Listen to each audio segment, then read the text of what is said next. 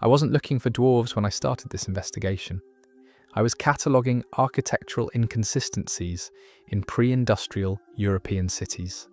Doorways that seemed unusually low, staircases with risers half the standard height, furniture scaled in ways that made no ergonomic sense for average human proportions, standard curiosities, the kind historians dismiss as regional variation or craftsman quirks.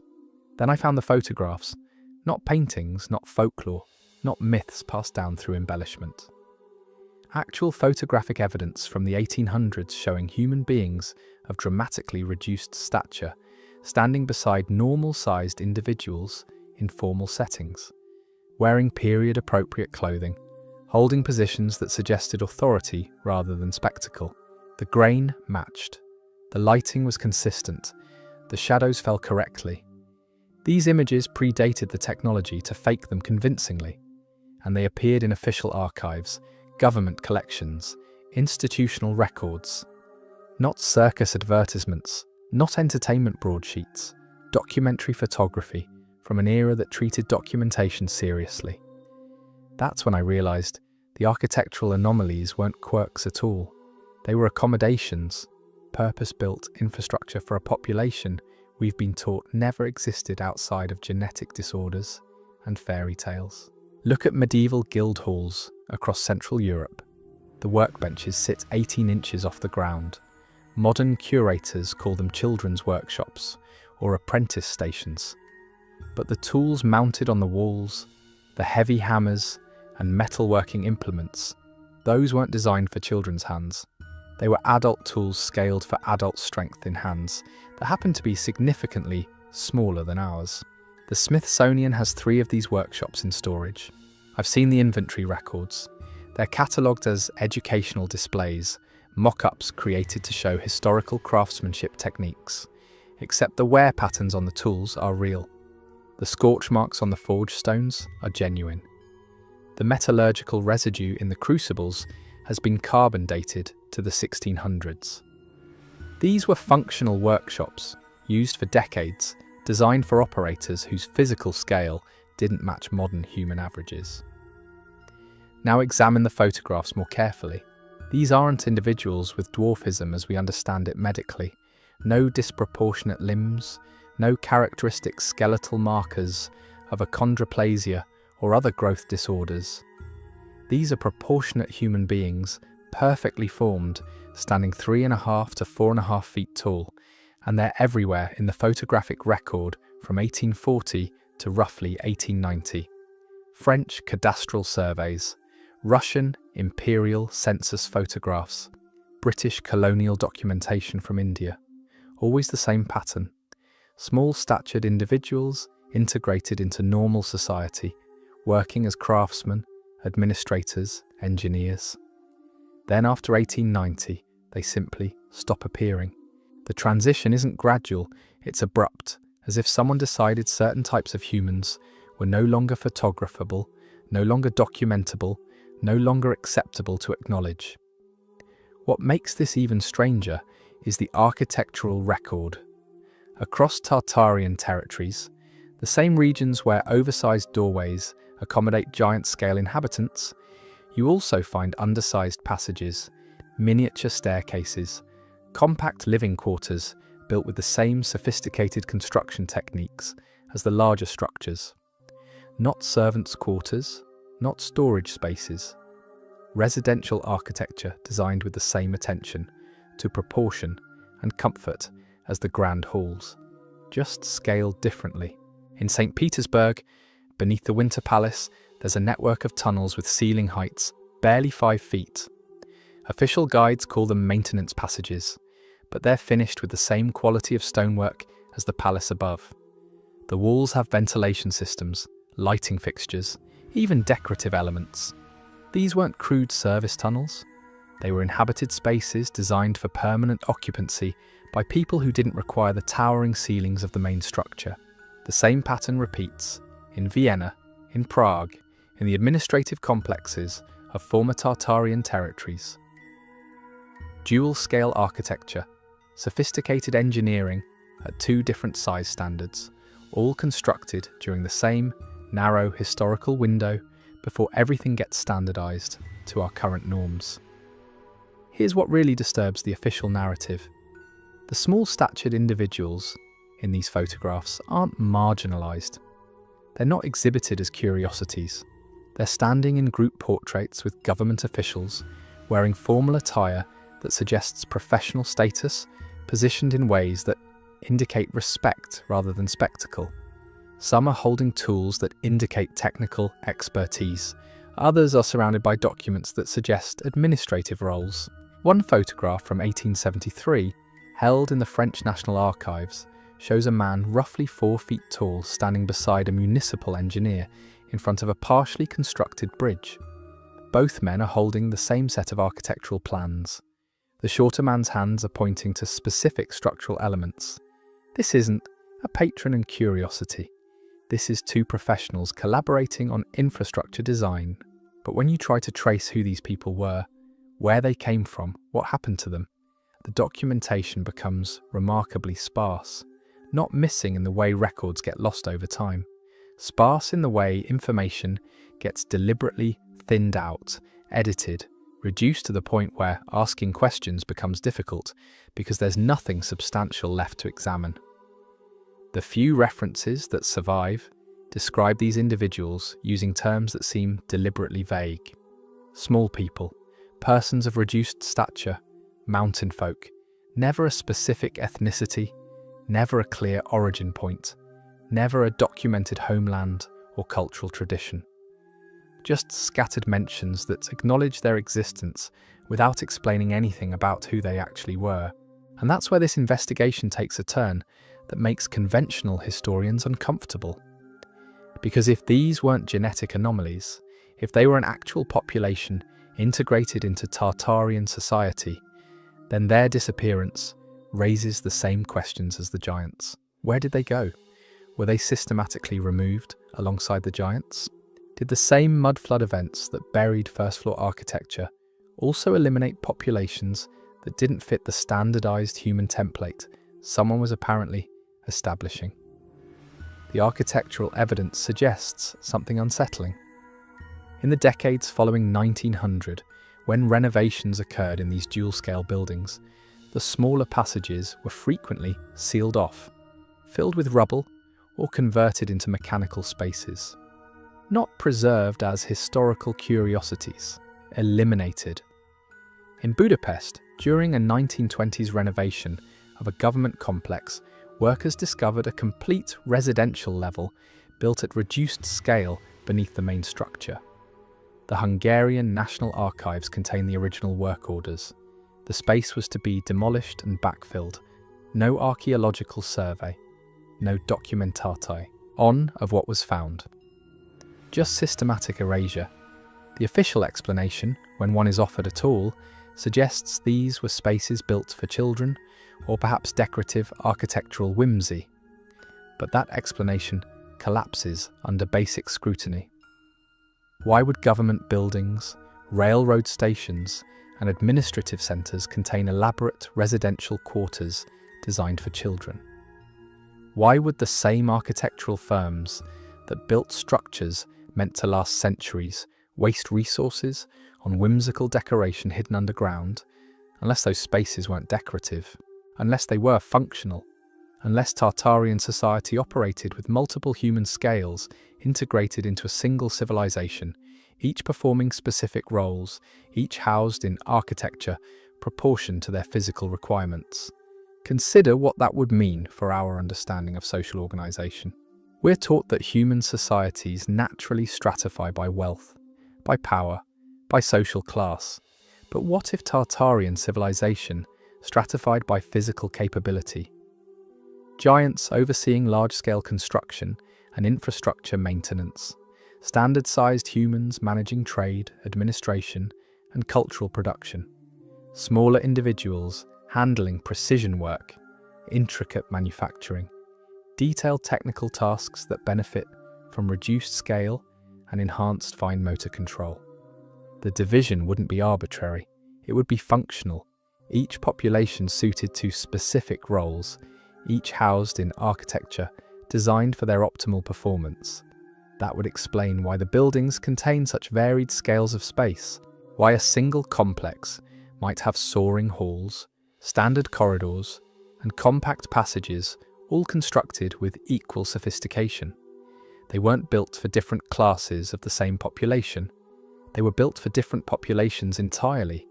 And if that's true, if Tartarian society integrated multiple human variants into a functional whole, then its disappearance becomes even more disturbing.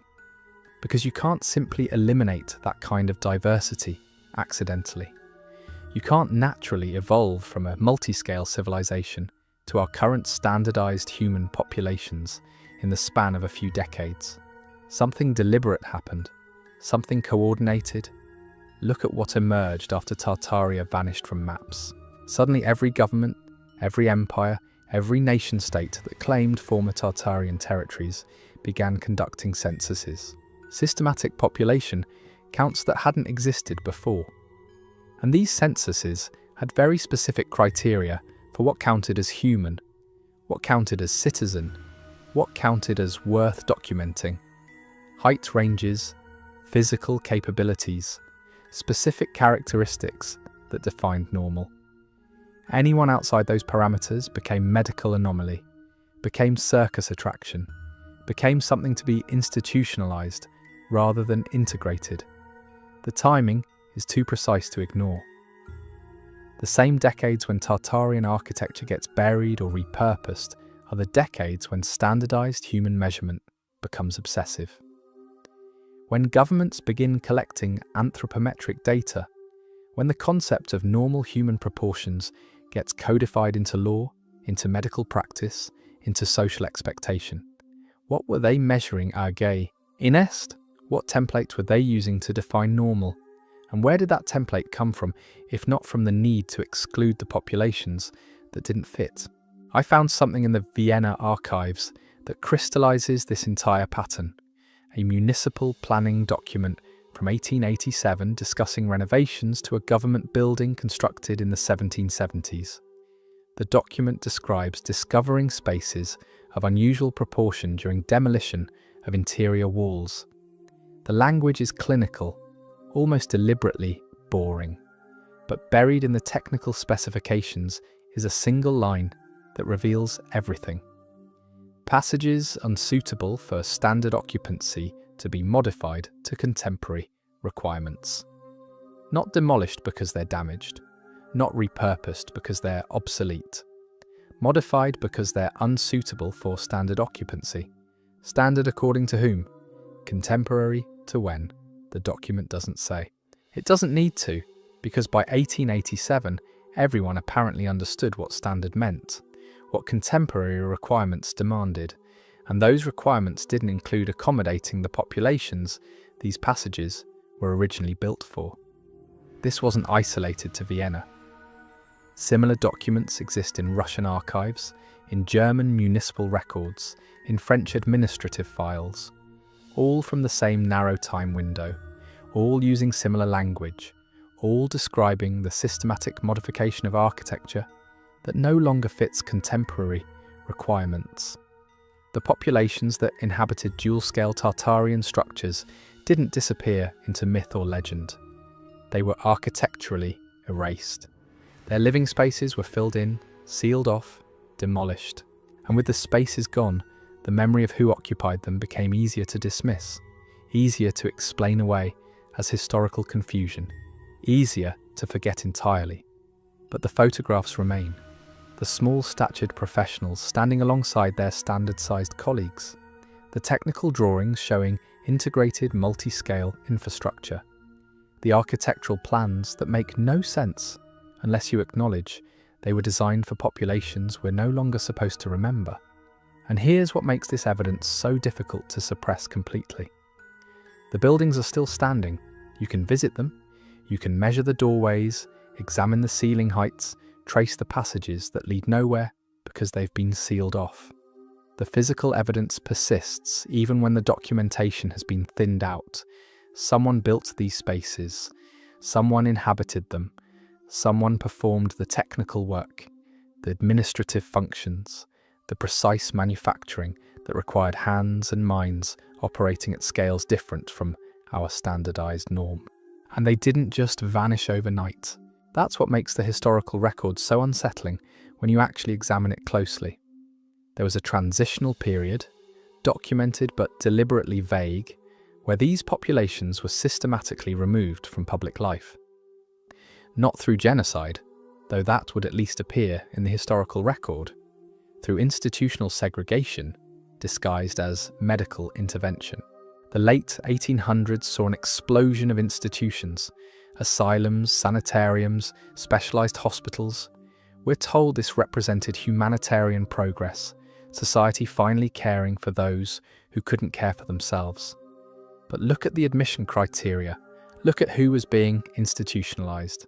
Not just the mentally ill or genuinely incapacitated, people of unusual stature, individuals whose physical proportions didn't match the emerging standards, families whose children grew beyond acceptable height ranges.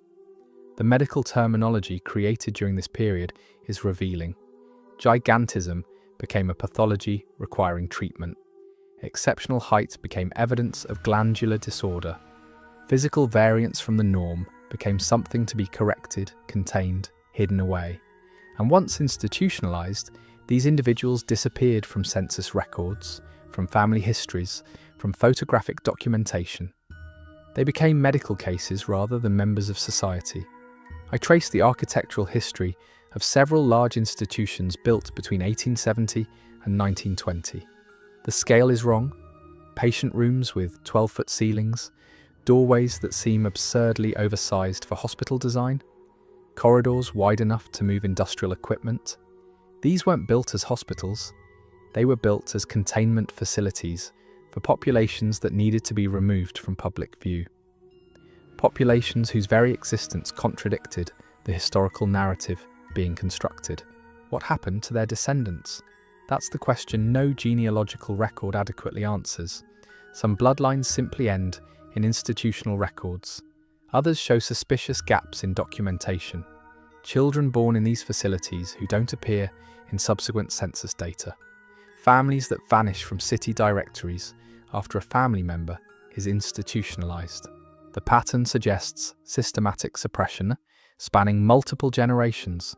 Not immediate elimination, but gradual erasure through reproductive control, through geographic isolation, through the simple fact that institutionalized populations don't leave descendants in the normal social record. And here's where it connects back to the architecture. Those dual-scale Tartarian structures weren't just public buildings. There were residential districts, housing complexes, entire neighborhoods designed for integrated multi-scale living. Most of those neighborhoods don't exist anymore, not because they fell into disrepair, because they were systematically demolished during the same period when the populations who lived there were being institutionalized. Urban renewal, we're told, slum clearance, public health initiatives. The official explanations always sound reasonable until you examine what was actually demolished. Structurally sound buildings, well-engineered housing, architecture that was more sophisticated than what replaced it. The demolition wasn't about improvement. It was about erasing physical evidence of who had lived there. I found something in the London Municipal Archives that crystallises this. A housing survey from 1893 describing a district slated for demolition. The surveyor notes with apparent confusion that the buildings feature two distinct scales of living spaces, integrated in ways that suggest intentional design rather than modification. His recommendation? Immediate demolition on grounds of unsuitable accommodation standards. Not unsafe, not unsanitary, unsuitable.